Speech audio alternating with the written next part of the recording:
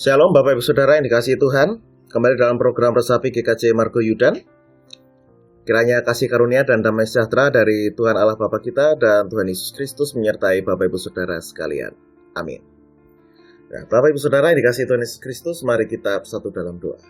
Ya Tuhan, pada saat ini kami datang kepadamu dan bersyukur oleh karena kebaikan Tuhan yang kami terima.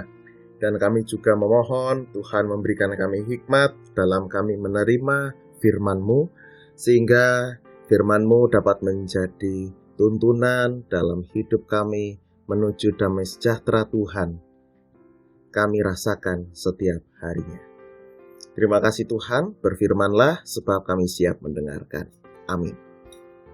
Bapak Ibu Saudara yang dikasihi Tuhan, bacaan kita diambil dari Kejadian 25 ayat 34. Kejadian 25 ayat 34 yang demikian. Lalu Yakub memberikan roti dan masakan kacang merah itu kepada Esau. Ia makan dan minum, lalu berdiri dan pergi. Demikianlah Esau memandang ringan hak kesulungan itu. Demikianlah firman Tuhan. Judul perenungan kita adalah tidak memandang rendah berkat Tuhan. Nah, Bapak Ibu Saudara, tentu kita pernah dan sudah menjadi hal yang biasa mendengar tentang cerita Esau dan juga Yakub. Dua saudara yang tidak begitu akur dengan kebiasaan yang berbanding 180 derajat serta kondisi keluarga yang juga tidak ideal, di mana Ishak ayahnya itu lebih sayang kepada Esau dan Ribka ibunya lebih sayang kepada Yakub.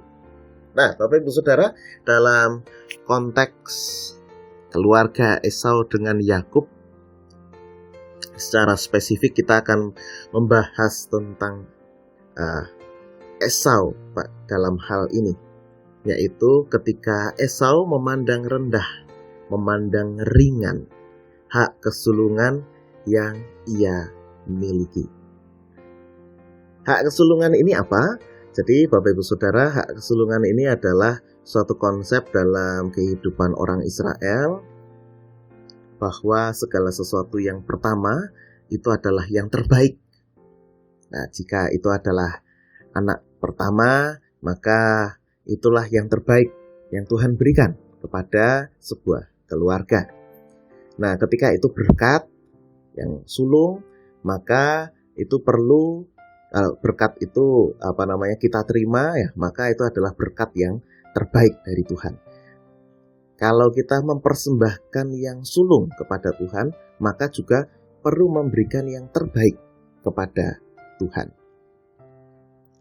Nah, jadi segala sesuatu yang pertama ini adalah terkait bergandengan erat dengan prinsip yang terbaik. Nah, Esau ini adalah anak pertama, anak yang sulung. Dia memiliki posisi yang secara natural, lahiriah dari Tuhan, itu dia sebagai anak sulung. Dan Yakub sebagai anak yang kedua. Walaupun mereka lahir bersama-sama ya. Nah, Bapak Ibu Saudara yang terkasih dalam Tuhan Yesus Kristus, ternyata tidak segala sesuatu yang telah Tuhan berikan kepada Esau itu dapat disyukuri. Nah, Esau ini anak sulung, dia memiliki hak kesulungan, sebenarnya dia juga berhak mendapatkan berkat yang pertama. Tapi dimulai dari karakter dia yang memandang ringan hak kesulungan, memandang remeh apa yang dia miliki. Bahkan lebih jauh lagi, memandang remeh berkat Tuhan. Nah, Bapak Ibu Saudara yang terkasih dalam Tuhan Yesus Kristus, pada akhirnya nanti Esau ini tidak diberkati menjadi anak sulung, tetapi mendapatkan berkat yang kedua, yaitu menjadi hamba dari adiknya, Yakub. Nah, Bapak Ibu Saudara, dari sini kita bisa belajar dari kehidupan Esau, yaitu bahwa kita perlu mengetahui, mencari, menemukan berkat-berkat Tuhan apa saja yang telah Tuhan berikan kepada kita. Apa saja yang Tuhan telah percayakan kepada kita. Nah, apa yang telah Tuhan percayakan kepada kita, yang telah Tuhan berikan kepada kita, kita perlu mensyukuri semuanya itu. Kenapa? Nah, jangan sampai kita menjadi seperti Esau yang memandang rendah, memandang remeh apa yang Tuhan telah berikan kepada kita, apa yang Tuhan percayakan kepada kita. Karena apa? Ada orang-orang di luar sana yang ingin mendapatkan, berada dalam posisi hidup kita. Misalkan, saya sebagai anak sulung, itu tidak bisa diganggu-gugat, karena secara urutan kelahiran ya sudah seperti itu, sebagai anak sulung. Sebagai anak sulung itu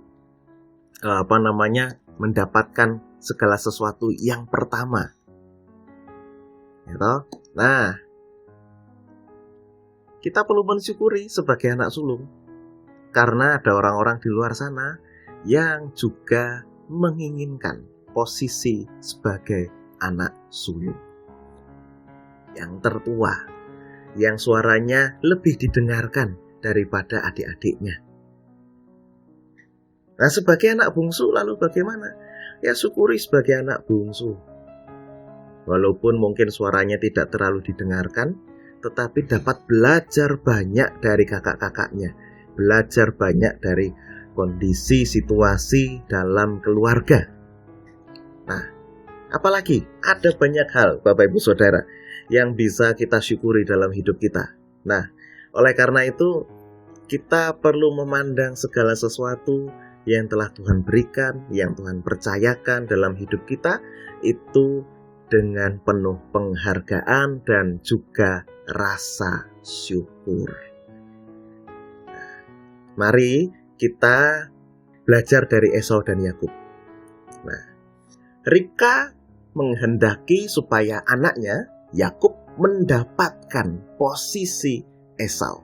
Padahal Esau tidak memandang tinggi, tidak memandang berharga, tidak mensyukuri posisinya sebagai anak sulung. Tetapi Ribka memandang Yakub, anak kesayangannya, dan menginginkan posisi itu ada atau didapatkan, dirasakan oleh anak kesayangannya. Nah, Bapak Ibu Saudara, oleh karena itu yang tadi saya garis bawahi lagi, perlu mensyukuri apa yang Tuhan berikan, apa yang Tuhan percayakan dalam hidup kita.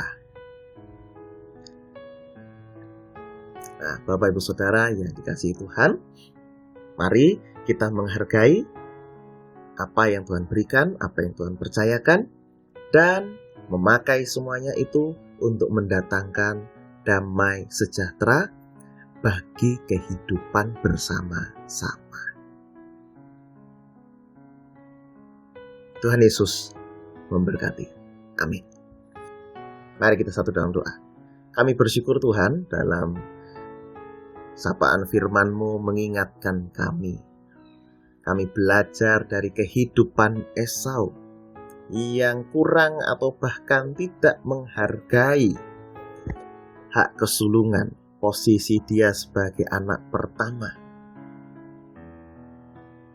Dan kami belajar dari sikap yang buruk itu untuk kami dapat membangun segala sesuatu yang baik, membangun kehidupan bersama yang jauh lebih baik lagi, sehingga damai sejahtera dapat kami rasakan bersama dalam kehidupan di keluarga, dalam pelayanan, di tengah masyarakat, dan dimanapun Tuhan mengutus kami.